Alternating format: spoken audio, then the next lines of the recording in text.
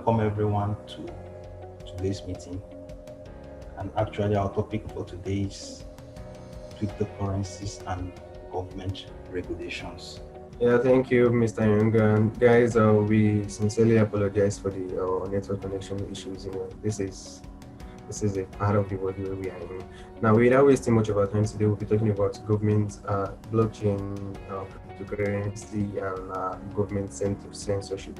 Now, for the sake of people that are here now and do not really grab or understand what the blockchain or cryptocurrency is all about, and if you do not understand how something works or how something operates, then you'll be like, why is the government trying to censor this thing?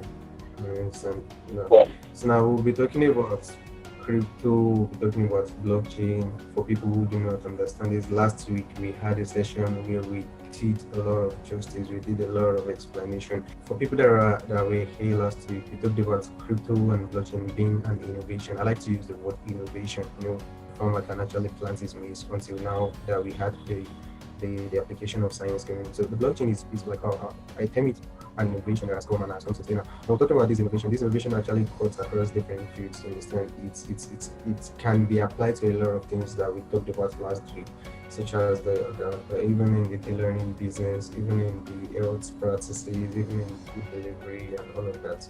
Mention it. But our focus today will be an aspect whereby the innovation is affected by this blockchain innovation, and that's the financial aspect of it, and that's our cryptocurrency. You understand? So today we'll be talking about cryptocurrency and government approach in regulating cryptocurrencies and cryptocurrency transactions and remittances and the likes. So now, what do you understand as by crypto? Well, let me quickly take us back. Let me take us back through like a recap so that we can actually understand why government all of a sudden is waking up and trying to regulate cryptocurrency now. So here's the thing. There is this innovation in the financial sector. Like I said last week, we started from trade by barter system. That was we moved to using it cowrie. Now from cowrie we had metallic coins. From there was an innovation. We moved to spending a paper currency, which according to history was brought over by the Chinese dynasty. Then we're not talking much of history right now. But from there we moved to something we regard to as digital currencies. And digital currency is not only limited to cryptocurrency. We're talking about digital currency, we're talking about PayPal, we're talking about Payoneer, you understand? Now here's the major thing. Here's the advantage. Last week we talked about how the banking system works. So now, if you attended last week, you seem to understand a lot of things why government is just trying to regulate these things. And now, here is the major thing: in the banking sector, there is a centralized authority.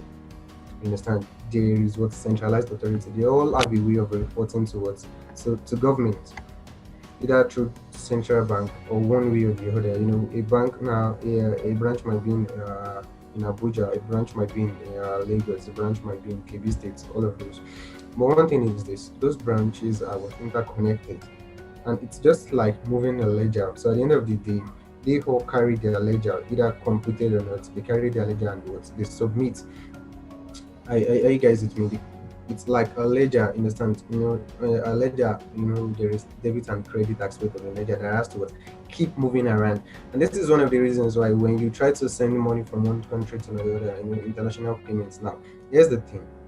The bank here in Nigeria, if you're trying to make payments from Nigeria to maybe United States of America, has to find a way to distribute that ledger from their hand to the bank in the foreign thing. Let me just say foreign thing so that we can just go with that.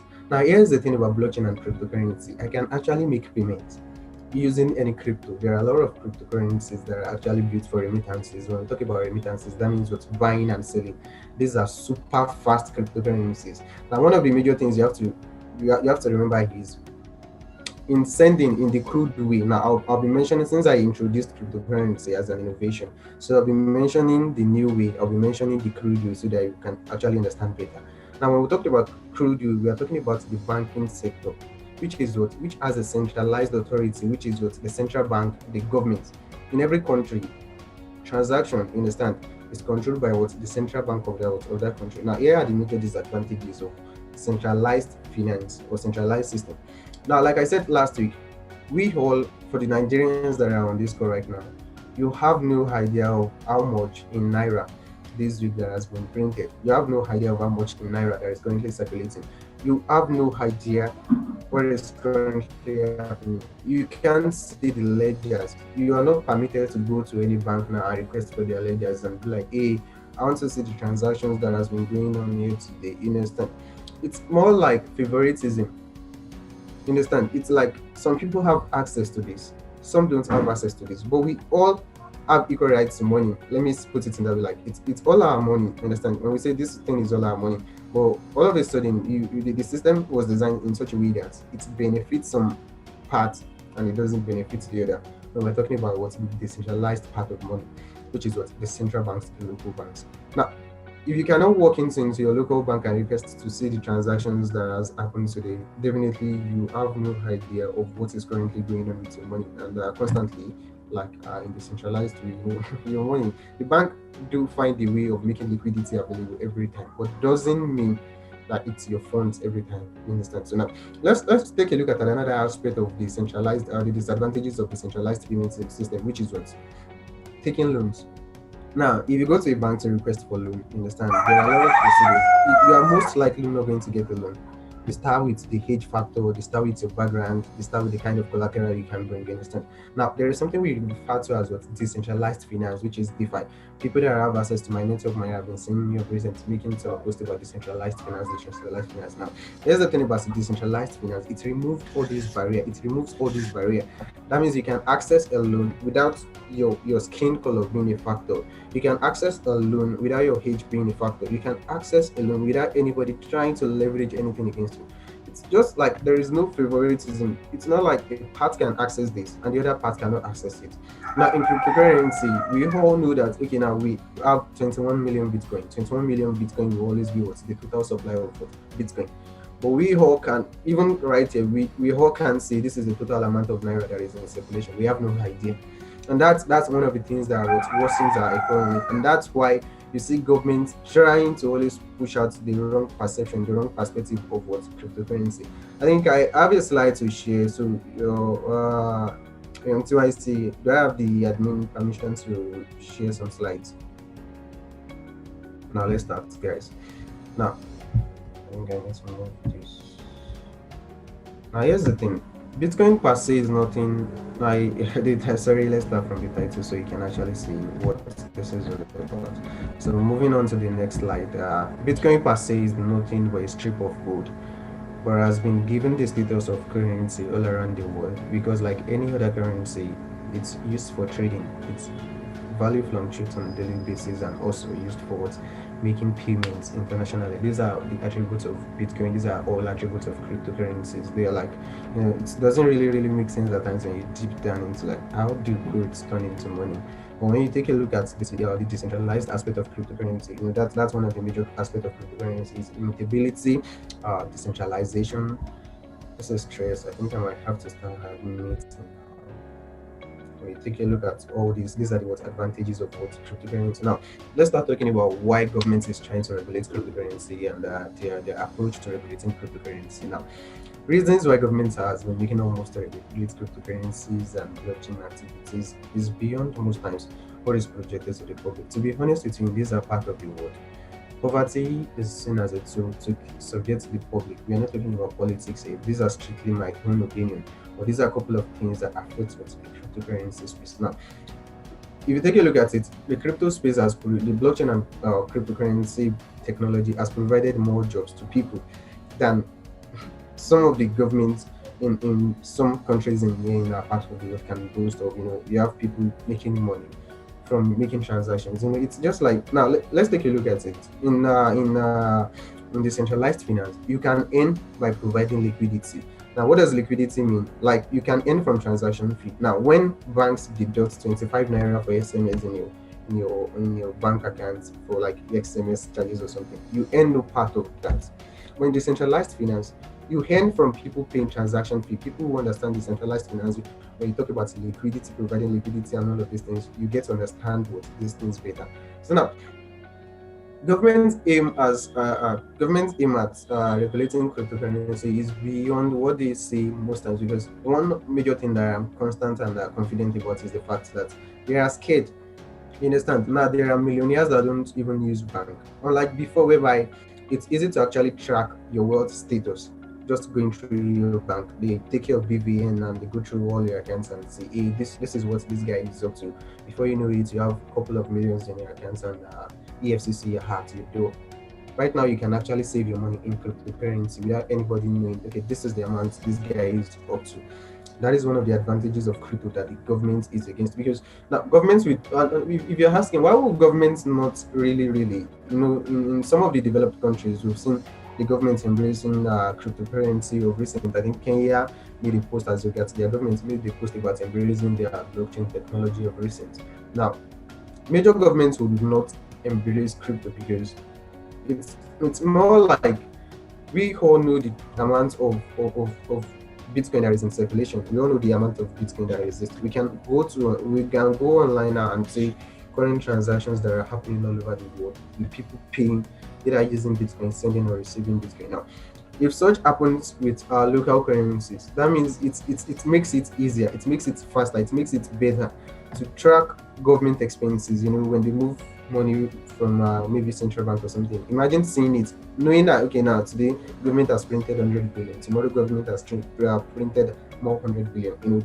Stuff like this exposes it exposes their actions, it exposes what they do, and this is one of the major reasons why government has been kicking against what regulations. Government has been they've been moving towards regulate cryptocurrencies, they've been moving to ban it. Now, there are some couple of things you have to understand these days. Cryptocurrency is the alternative. You understand? It's like everything. The easiest way to get this now is to understand that centralized. Uh, so, uh, sorry. To understand decentralized and centralized. In centralized, there is like sorry, I just go power outage my generator will be up in a couple of seconds. There is in a centralized system, there are people that are like authority. But in the crypto world, crypto removes what all authority into true, because there is another aspect of crypto which is what we are seeing at the moment, which is not even near to the true thing of crypto yet, and that we have sex. There is something they refer to as sex, which is what centralized exchanges and decentralized exchanges. We still talk about wallets, when we talked about custodian and non-custodian wallets. But anything crypto has to do with what liberty, freeing you from all these government policies and the likes. Now, what are the major advantages that I've been talking about crypto? Is one of the advantage rather is that you can move payments, you can make payments internationally. If you try to go to bank to make payments, try sending money from Nigeria to any other country, maybe in the European continent or something, you realize that the charges on you to make these transactions go through is very, very heavy. At times you pay 20% of what you intend to send. Yeah. So it's more like a way of stealing from the public. That is why I regard it as. Now, this regulation of a thing is not just coming in now. We are talking about the effects of this crypto regulation. In China, since 2017, the Chinese government has actually banned crypto to fiat. Now, listen very well. The Chinese government banned crypto to fiat trading. There is crypto to crypto trading. There is crypto to fiat trading. And major times when government is banning cryptocurrency or something of the likes, it's actually against what crypto to fiat. Now, that means what without fiat, in their belief, the belief of the government is without fiat you can actually not do cryptocurrency. It's like you have to go through a lot of processes for you to sell your cryptos. Let me move to the next slide. I really don't like to compare myself to using slide, but since now cool, let's proceed with this. Like unlike fiat, where citizens cannot really account for how much is in circulation, or where when the government prints more money easily, it saturates the markets and the economy with it. Crypto provides a decentralized thing. Now, here's a couple of things to note. Blockchain is open. You understand? Everybody can see what is going on. Transactions are being verified like by a third party. You understand? Transactions are being verified by third party. These third party are often regarded to as what miners. In our last series, I explained how these mining was. We talked about proof of work, proof of the process of mining. Mining is just like miners are people that verifies blockchain technology. The blockchain, like we explained last week, the blockchain is just like blockchain. It's like interconnected ledgers. These are digital ledgers. You understand? So when a transaction happens between you and I, there are people that are responsible for verifying these transactions and adding it to the ledger. These are the people that will be referred to as miners. So blockchain is open. Transactions except for few private blockchain and cryptos like Dash with private send feature can all be monitored. Now, what does this mean? If we go online now to Bitcoin Explorer, we can actually see the transactions that are going on right now. The last person that sent Bitcoin, the last person that received Bitcoin, and we can see the details of all these transactions. But for like there are some private blockchains and there are some private cryptocurrency which we are not dealing with, like Dash, where you can actually sync with the private send feature, so that in such a way that people can actually track your details. Now, another thing is it's easy to make payments internationally. I have to admit, people, I don't know why they are coming on by now. It's easy to make payments internationally with cryptos rather than using fiat. In fact, with Flashcoin and Dash, you can send and receive payments in less than 10 seconds. It takes an average bank days to get this done. I explained this earlier. These are just the advantages of. Mr. Young, is there a way of you admitting people from your hand? I have to admit, pause, admit, and all of those things. I don't know. You're the host. Please look into that for me. And maybe if you should stop sharing slide, I will admit. I will reclaim the host. All right. I'll soon be done with the slides. Now, why is the government trying to regulate crypto? It has reduced their influence in making policies you can't reject on your money, like XMS alerts and the likes we all know. Now, what do I mean is this? A couple of years or months ago, the government came with one policy that mostly affects some banks. Like when you send the government deduct, there is an amount of money that it's calculated that is going to deduct from your account at the end of the month. These are a couple of things like you can't even kick against. It's not like you want these stuff happening, but you can't even kick against this. If we talk about cryptocurrencies, the likes of Flashcoin, even when you make payments, imagine making a payment of over 10 million naira and you spend less than 10 naira to make all these payments. These are a couple of advantages that you can find with both crypto and blockchain technology. Now, centralization and criminalizing poverty in a part of the world. I explained this before. Another reason why, for the case of Nigeria, we all have heard of the issues of, we all are aware of how NSAS are played out during that time. I'll be avoiding things that has to do with politics, so we don't actually, we don't know who is recording or something. Now, here's the thing: if you all are aware, during the time of NSAS, the account of the protesters of the community, let's say community, was funded through Bitcoin.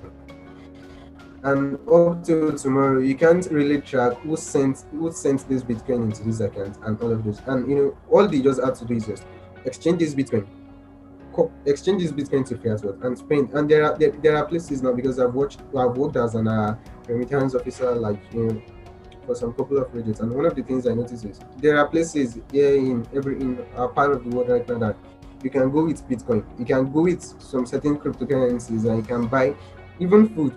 There are a couple of places around my university, like you can enter there and you pay for your food with your cryptocurrency. So it doesn't mean you really, not until you turn your cryptocurrency to Naira, because let me use Naira for example. Naira is a local currency in Nigeria for people outside Nigeria that are watching this live right now. It's more like government's policies when they try to regulate crypto is always targeted at the fiat ending. Now, when we talk about fiat ending, we are talking about what the paper form of money that the government can control. Now, imagine you can walk into somewhere and pay for goods and services with your Bitcoin, with any of your cryptocurrency. Just enter, hey, I'm done, rather than having to first convert your Bitcoin to either Naira, to either Ghana cedis or anything. Now, another major reasons why government is trying to regulate cryptocurrency is what fear of what cryptos could come to. It's crazy. Bitcoin moved from $1,000, $2,000, $3,000. We are here at $40,000, and we are almost touching $50,000. It's more like a pyramid thing for people who do not understand. It's like a get rich quick scheme, and government is scared of what this thing might actually come to overnight. We might wake up tomorrow and see Bitcoin at what $100,000. Now, these are a couple of advantages disadvantages, advantages of using cryptocurrencies and why government has been trying to kick against towards cryptocurrency, and me just giving you an overview of what centralized system looks like. Centralized system is always what, when you talk about centralization, you're talking about authority. And here's the sad part of it. It's unfortunate that we might wake up tomorrow and you're unable to access your bank account because the government has placed you on an unannounced ban. That's the crazy aspect of it. Even when I have to put money in my bank account, I always look at it like, what if I wake up and there is a new government policy that says for the next 3 months, everybody in Nigeria would not be able to make withdrawal from their bank account. It's you're I don't want to use some F word, but in such an instance, it's very difficult. But most likely, you're not going to be able to kick against it because they just keep making these policies, and all the citizens can do is most times just affect and try to adapt to it. So here are the advantages of what using cryptocurrencies. If you're not aware, you can send crypto payments. And another thing is the government cannot really control cryptocurrency. They can only regulate the activities, what you can do to cryptocurrencies. So now let's move down. I think to my slide. I'm actually done with my slide. Since 2017, when China banned crypto to fiat trading, crypto trading is here to die. Even Asians are known as idle traders. I know a couple of us are not aware of the fact that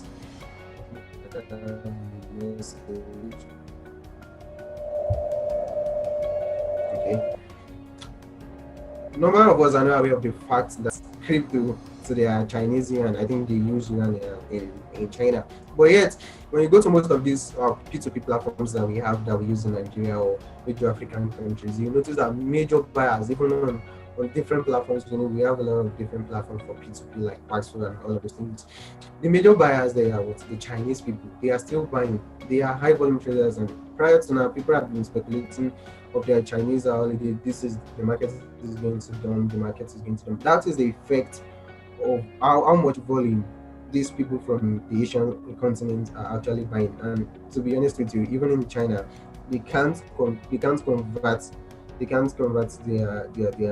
crypto to fiat. Now here's the thing: crypto is meant to be like the internet that is free. But even in some part of the world now, internet is being regulated. You must have heard of instances whereby election is going on. I think of recent, either in Zimbabwe or I'm not really sure. There was an election in Africa recent that the government locked them out of the internet for this while this election is actually going on. This is just to explain to you the reasons why we all have to embrace cryptocurrency, because it gives us alternative to all these harsh policies, people monitoring your bank account, you waking up tomorrow and living in the fear of your money all gone. You understand? That's another issue. We've had instances where banks fold up and their customers don't have to go through stress, even if you're able to get your money at the end of the day. Now, let's quickly start talking about the solutions. I don't want us to spend how many minutes am I on? I've spent 34 minutes. Okay, let's quickly examine the solution to these government policies. Now, for you to understand this better, when government makes moves to regulate, let's take the instance of India, for example. Soon, India is planning on banning cryptocurrency, or let's say regulate cryptocurrency. And here is their approach. They are taking similar approach like China. Since 2017, like I said earlier, China has placed ban on what? Fiat to crypto trading. That means you can't buy crypto with your yuan, and you can't buy it's unofficial. It's not official when you buy yuan. Maybe going through banks. Now, here's the thing: unlike now, on some platforms for Nigerians that are here and some Africans, you can actually convert your crypto to your local currency using some exchanges. I'm not really going to be talking much about exchanges. You can actually convert your naira, and you can buy easily on some of these exchanges with your local currency. So now, when government is regulating this action, that means you will not be able. It becomes like you're breaking a law every time you try to do the same thing, and most times it comes with what? A penalty. So now, I want to really use the instance of Nigeria, for example. It's more like you logging your maybe Zenith Bank or Access Bank, and you using your crypto to buy maybe on the likes of, we have a couple of exchanges, we have the likes of Binance, we have the likes of Utrecht, we have a lot of exchanges. You can actually buy easily. And from those exchanges, you can withdraw, you can convert your crypto to naira and withdraw to your bank account. Now, So when governments intercept these, Jesus, another person is coming. Okay. So when government is intercepting this, that means it becomes in their mind, their way is just to like make it hard for the process. It's not like they are saying crypto is scam. It's not. But the regulation is affecting things like this now. Listen, according to India, this is what they want to do. They'll be giving them 3 to 6 months to move their crypto back to their, I don't know the currency they spend in India, but to get their liquidity thing all over, understand? They are giving them 3 to 6 months. This is not official yet, but this is what they are planning to do. So at that point in time, private institutions, there are a couple of private institutions that trade crypto. You understand? They trade cryptos for the members of the public. You invest in them, they trade cryptos for you. Once this is approved, it becomes what illegal for someone to just a private institution to trade cryptos on behalf of people. No, we can actually talk when we examine about the difficulties of the disadvantages of cryptocurrency. When the government is talking about kidnapping and all of those things, these are a couple of things you hear from the government, like kidnappers can actually get funded through the cryptocurrency, and it makes it difficult for them to track them without their payment details. These are a couple of things that I really, really don't see sense in it. It's not until now that kidnapping has been existing. Even when they were using carries, I'm sure there were issues of kidnapping. Even the time they were using carries, the time they were using good, they just have a way of always receiving payment. So crypto, even in the digital sense, it's not getting realistic. Every day now, the likes of Elon Musk, the likes of I think of recent now, Amazon, my Mastercard is coming in right now that you can actually choose to receive your payments either in crypto or in your local currency. So it's not really that easy for government to censor it. But with what is currently on ground, because this topic is actually brought apart to the fact that in Nigeria right now, the government is kicking against the policies of withdrawing something. What can you do? What can you do? What are the solutions to this? There are a lot of alternatives. I've seen someone talking about a betting site where you can actually load your soccer betting something where you can actually load your account and withdraw your crypto.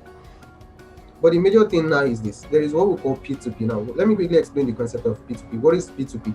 P2P is a transaction between two people or two or more persons. Now, it's just like until I say is having Bitcoin.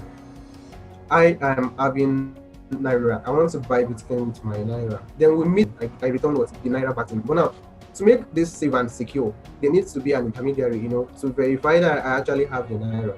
And TYC is actually having the amount of Bitcoin that I'm interested in buying. Now there are different platforms where peer-to-peer trade is always going on. Now here's the thing. When you want to sell on P2P marketplace, there is something we call escrow. Now, when you use an exchange, the exchange serves as what the escrow. It's more like a security feature to ensure that scams are not going on the platform.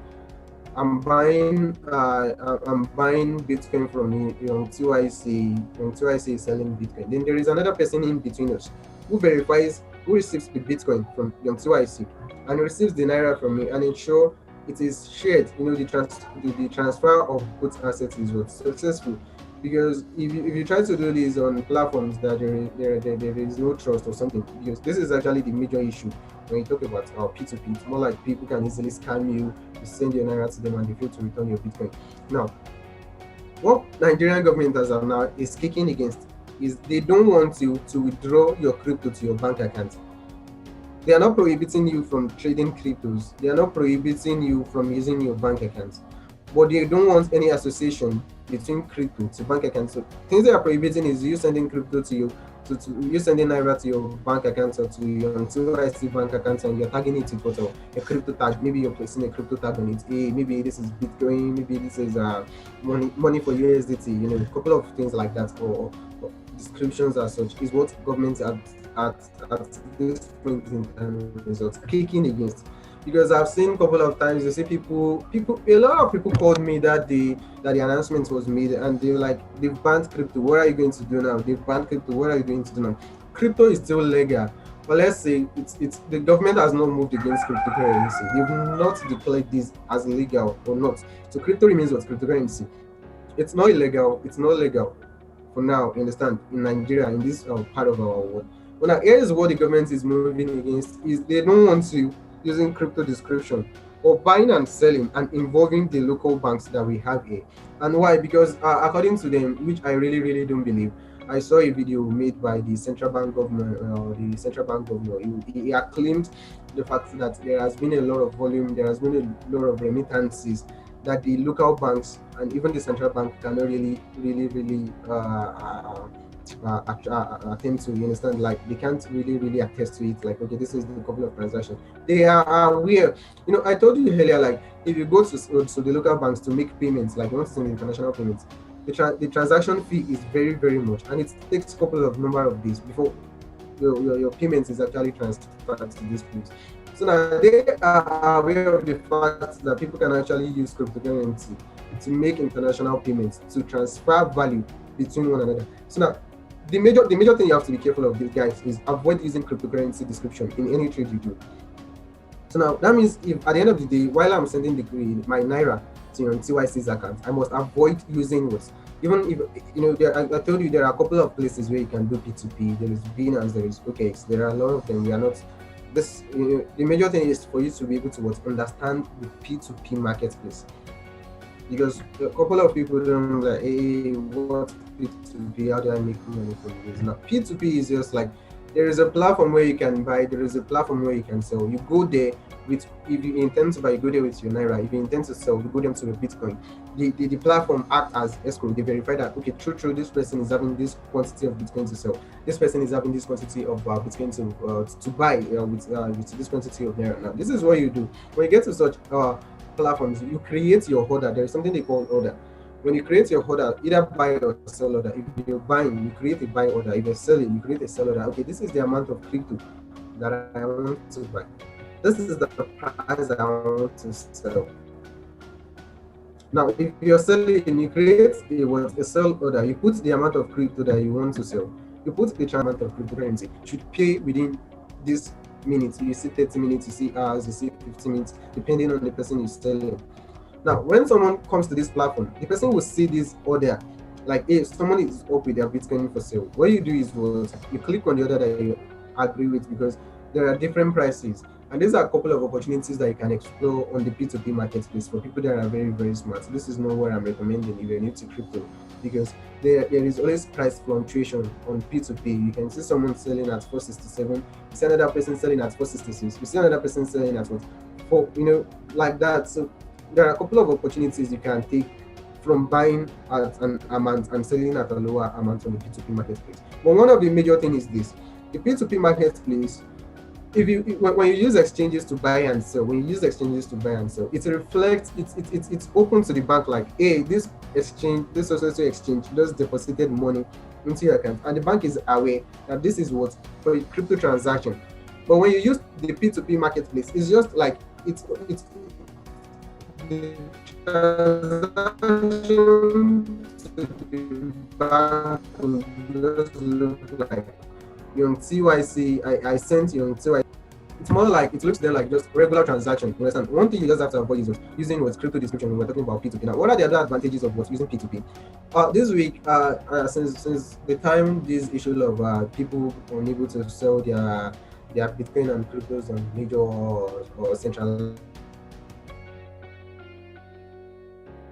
exchanges and all of those, people have been coming to me, hey Mike, I want to buy, hey Mike, I want to sell.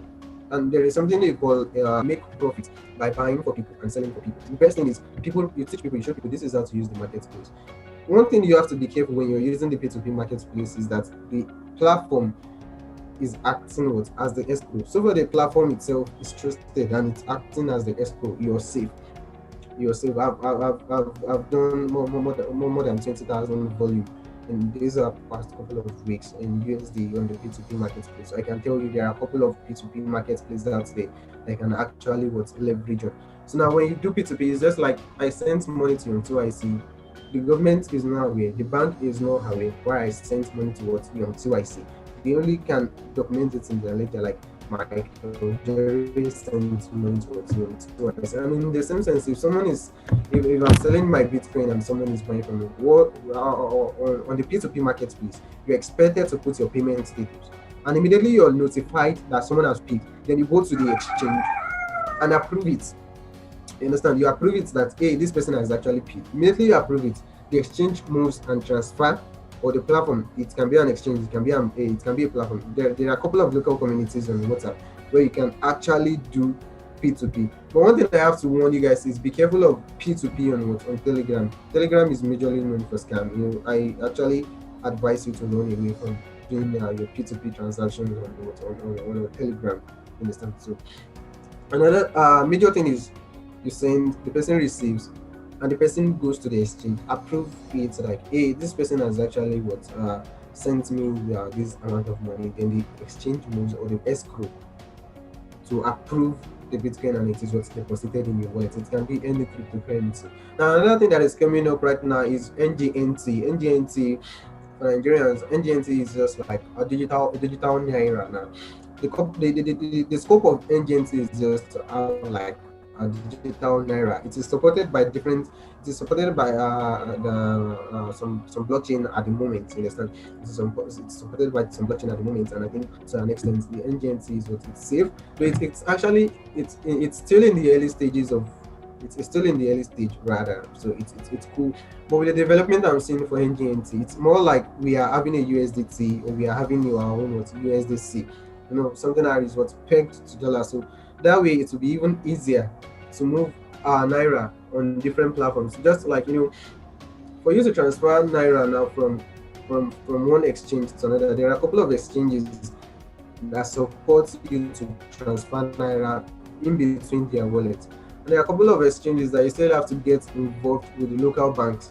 So now when there is NGNT, that means we can actually easily move naira from one exchange to another without having to first send to our local bank, and from our local bank fund another exchange. I don't know if you understand this. It's more like USDT is backed by what?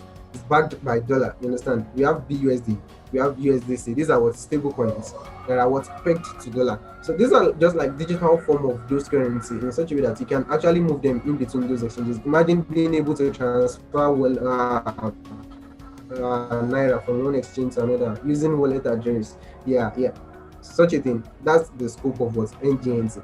Now, so if you understand now that we have NGNT coming in place and still backed by a couple of other projects, and I expect NGNT with this way, or this censorship is going about, to be a very, very good thing at the end of the day. So that means you can easily send your NGNT across, even without involving the local bank at all. So now, while we are waiting for the development as regards the censorship in Nigeria, as regards censorship in India, as regards censorship in China, it's what always come. These are the things that are like major threats to entry for maybe like big brands, for big brands that really do not know much about cryptocurrency yet. When you hear about crypto regulation, they are scared. Why is government trying to regulate these things? Right now, even in Nigeria, you can still be proud to work with your wallet and I do crypto. It's not illegal. What is just prohibited is you transacting cryptos right now. I think of recent now in another development, the Senate arm of the government has requested CBN to come and defend why they are doing such a thing. But whether that at the end of the day is successful or not, you are aware that you can use P2P on different exchanges on different platforms. Things you just have to be careful is ensure you look for a very, very well trusted exchange. And let me give you this because I'll now be displaying my screen to show you how P2P is done on exchanges. But for all exchanges, for all platforms that I have used for my P2P, there is always the exchange itself, the platform, the escrow, all do have their video that explains how to use their platform. What you just have to do is lay your hands on the video, understand how to use their platform, then you're good to go. Young, so I say, do I still have a couple of minutes left? Yeah. Okay. So right now, let me just bring an overview. Let me bring in an overview so you can actually understand. Now, so before I bring in an overview, there is this opportunity of P2P market space. Now, let me be honest with you. If you're here in this class, it shows you're interested in what cryptocurrency is or blockchain, and you're looking for opportunities. Now, let me tell you another sad truth is people are lazy. Even when I tell people this is how to use the P2P, when I show people this is how to use P2P, they still come back to me and be like, hey, Mike, can you do it for me? Now, here's the thing. Someone can come to you and be like, Mike, I need to send 1,000 USDT to you. I need to sell 1,000 USDT on the P2P marketplace. And you tell them, hey, Budi, go to the P2P marketplace and tell them. They'll be like, hey, no. I prefer I give you this, you do it for me, then you get back to me. Now, there is something in such an instance whereby on P2P, you're able to sell their assets, maybe let's say $1,000 at the end of the day, you sell it at what? 460. There is an opportunity for you to make money by telling them, hey, at the end of the day, I'll be able to convert your money by 460. But if you want me to do this for you, I take this percentage of charges as what Bitcoin or crypto errands, but it's an opportunity that they will refer to as what, when I say at times people refer to as this as what OTC trading. It's like over the counter. Now, over the counter is simply helping people to move from either any crypto that we have. We have over 10,000 projects all around, moving their cryptos to fiat and moving their fiat towards crypto. This is what we refer to as what OTC. A couple of times on WhatsApp, you see people call this exchanger. So right now, that people are scared to do these transactions themselves. Once you understand this is how the P2P marketplace works, and you tell people, people will definitely come to you like, hey, I want to sell my cryptocurrency, and to sell this so amount. You can actually leverage on this P2P opportunity, like I have been doing since the past couple of weeks. Right now, since the announcement has been made as regards suspending naira withdrawal, local bank accounts and all of these things with crypto. So there is an opportunity for you once you understand the P2P marketplace. It is forward the crypto errand, but they are charged. Even on exchanges, even on this, that's it. I have to round up here, guys, so my boss can proceed. One of the major things you have to understand is whatever the approach government is taking, this is the alternative. Crypto is the alternative. We would always have what? An alternative to keep doing our thing. And for people that are not aware, crypto is still not illegal in Nigeria. One of the things you just have to avoid right now is using crypto as description. And for people that are here, there are different P2P marketplaces. Go out there and check out the P2P marketplace and grab a video on how to use the platform. And I can tell you, you should be fine. And I think right now we've covered a lot. If you have questions, after my boss is done, I'll entertain some questions so we can proceed from there. Yeah, over to you, young 2IC. I think I'm done with the presentation right now. With regards to censorship, I would like to drop some talks about it. Like, if we look at how the internet was when it was created, internet was actually created to be free. But right now, internet is not as free as it was intended to be. Censorship has moved in. Even across the social medias now, you can't go and post some certain stuff. If I could give an example with the Trump election, I'm not against, but even in China, they're limited. Yeah, at some point, he was, according to him, he was effectively silenced from airing his views. So it's like everything is being censored. If you bring that back now into the blockchain, you will notice that some blockchain have some form of censorship within them. What do I say by some form of censorship? They are not truly decentralized. Even if they claim to be decentralized, then there is still some element of censorship within them, or control within them. Like you have some master notes and then all those type of a thing. So if I could draw that back a little bit now into blockchain, like Bitcoin and Ethereum are well said to be the most decentralized of all the blockchain, even though they are leading the way in it now. If you could still go down in terms of validator count, Ethereum and Bitcoin are there, they are both. So you could have like Avalanche, which have about, let's say 700 and maybe 716 or 715 validators. That's the closest to Bitcoin and Ethereum in terms of validators. And then we have Texas, we still have about close to 500, 490 something to 500, 496 validators. And then that brings Freeton in. Freeton has over 400 validators. 400 validators in terms of count. So Bitcoin, Freeton and Bitcoin and the rest of other blockchain, if you look at when they started and now you bring that back to Freeton is just 9 months old, and then it's able to boast of 400 validators scattered across the globe. Not like maybe, okay, let's take an example for Polkadot now. Polkadot is one of the most hyped blockchain currently now. Polkadot just have 288 validators. So what does that tell you? Even though they are claiming to be decentralized in some form of it, their validator count is In still the less. true sense, are not decentralized. Yeah. Mr. Michael, can you Well, hear I me? think let me start from exchange because we cannot really talk about. Or Okay. So hello, the even chat button that can hear me. Just click proceed. hello, even talking about EOS, I don't want to even bring EOS to the picture because in terms of validators, I would say what they have is just like semi-centralized validators, Semi-centralized. Yeah. and then their number count is just within 20 or so. So if you look at this, you notice that even though blockchain was created to be free, the narrative is beginning to change. To change. Yeah. So in terms of Freeton, it's easier for people to come in and play the validator role or become validators after some sort of contest and all that. Because in Freeton, you have to bring value. That's one thing about Freeton. So anybody can come and bring value to Freeton. You can come in and step in as a validator. It's very easy if you can meet the requirements, unlike other blockchains. So that puts Freeton on a space, it puts it on a position of a well decentralized network comparing to some of all these other networks or all these other blockchains. So Freeton has its own great advantages and its own great use. It's a community project, anyone can step in, bring value to the network, and then keep the expansion process going on. So going in or moving forward, the validator count for Freeton or for the Freeton network is going to expand. It will keep expanding. So that brings in more and more decentralization compared to other networks or compared to other blockchains. So with these few points, I believe you can be able to compare censorship in terms of government and blockchain, and again censorship in terms of decentralization within the Decentralization. blockchains. Yeah. So at this point, I will welcome one of the, let me acknowledge the presence of some of the self-governance members from Africa.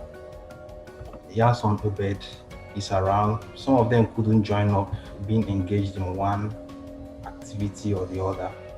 But then Yason Obed is going to drop a Google form. So I will require everyone to fill it up. It's just 3 questions, of which from the answers we'll select 10 winners who will be entitled to get or be rewarded with some tokens. So Yanson, can you go ahead please and drop the Google form? It will give like 5 minutes for people to fill it up. It's just 3 questions that are there. So you could just fill it up. Let it be that you got some knowledge from what was discussed or about blockchain and decentralization. So you could just go ahead and fill it or about I think blockchain. the link is there already. Yeah, sorry, a minute while that is going on. Let me quickly talk about something about censorship, since you mentioned about the aspect of blockchain censorship and government censorship. Now, another aspect of blockchain and government censorship, you mentioned validators now, and some people might be wondering, what is validators? Like, what are the functions of validators? I've experienced a lot of things in like the DeFi.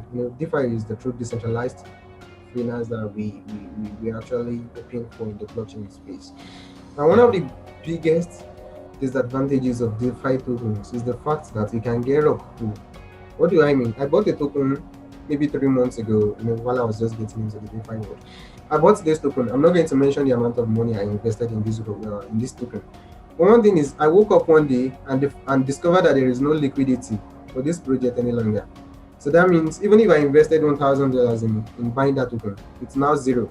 Now, if you want to verify this project is called YFFC Finance. Let me show you guys. YFFC Finance. So that means now, who do I hold responsible? Because in DeFi, there is nobody that you can actually hold responsible. And these are a couple of instances where we see government censorship, if well done, if done in a better way, would actually be beneficial to the public. Like in the case of Freeton now, like this blockchain project has come to stay. There are 400 persons. There are over 400 persons, right? And there are still more to join. Understand? So when you talk about validators are just like people that you can, let's say, I don't want to say hold responsible per se, but they are like people that really, really trust this project. There are people that are telling you, hey, I trust this project and I'm bold about it, right? So there are over 400 validators. Like Young Twice has mentioned, there are a couple of other blockchain projects with fewer, very, very few validators. And one of the things, like when we have few validators, it exposes you to a lot of risk. And that's why, because some people might have been wondering, so why is he talking about validators and what has this got to do now? For YFFC Finance, there are no validators that I know, and my money is gone forever in this time. So this is instances where like government censorship, it's actually needed to ensure that there are a little bit of regulation. And in the crypto space, we have what validators that you can always trust about the project. They're just like people saying, hey, I know about this project, I know about the thing, I trust this project. And if you trust me, you can come into this project. So right now at Freeton, we have over 400 validators, and that's if you enjoy the crypto space, that's like a very, very awesome development. And I think that explains the aspect of what validation censorship, but not the censorship the government is trying to do at the moment. If you don't, I'm done, boss. You can come in. I just have to explain one or two things there. All right. So, talking about Freeton again, I would say I already said it's a community project. It's community driven, and since it's a community project and community driven, everyone can come in on. Everyone is free to come in to bring value to the network, to enhance the growth of the network and expand it. Like, let's look, for instance, talking about regulations and decentralizations. Please, while Mr. Young Twice is still coming. Please, Okay, so I said talking about regulations. Sorry, I broke away. It's my internet. This is Africa. So talking about regulation, Freeton positions itself in terms of, okay, let's look for example now, the network, the internet as a whole. You want to create something, maybe let's say the app or something, you want to create something. You need somewhere to store it, let's say like Google Cloud or Amazon Web, for example. And then here again, Freeton is playing the role of your storage. Why would you want to go and store in a centralized, a blockchain that portrays itself as being decentralized, whereas in the other sense, it's actually centralized in a way? So you would want to start your building with a blockchain that is decentralized in the true sense of decentralization. So with these few points of mine, if you want to learn more about Freeton, I would advise you to join Freeton Africa. Of course, the link is already there in the Telegram, so you can come in and know more about the network. So, Michael, is there any rounding up remarks from you? Nah, should I say thank you for coming or something? But I'm sure we've all gotten value from it. I saw a question, where how can I start the OTC business? This is not a trading class. I just employ you to just go online and to look for it, or you can always send me credit scheme and everything. And there are a couple of questions I see in the chat. I don't know if you can see it. I'm just trying to like reply to a few of them. Okay. So okay. For people that are asking for recommendation, this is Freeton, and whatever we say, it's actually, that means we are giving our trust. What we can only say is we trust our own blockchain, which is what the Freeton network. But if you go out there, just ensure the platform is well trusted. You can look for their reviews online. There are a couple of platforms for escrow, for OTC, but you can just go out. You are all aware of platforms that you can use. Just be safe out there and be careful. I think I've answered all the questions in the chat, so you can. All right. So I want to thank everyone for coming. It's nice to have you all here. From Freeton Africa, we love you all. Bye and see you next time. Yeah, bye guys.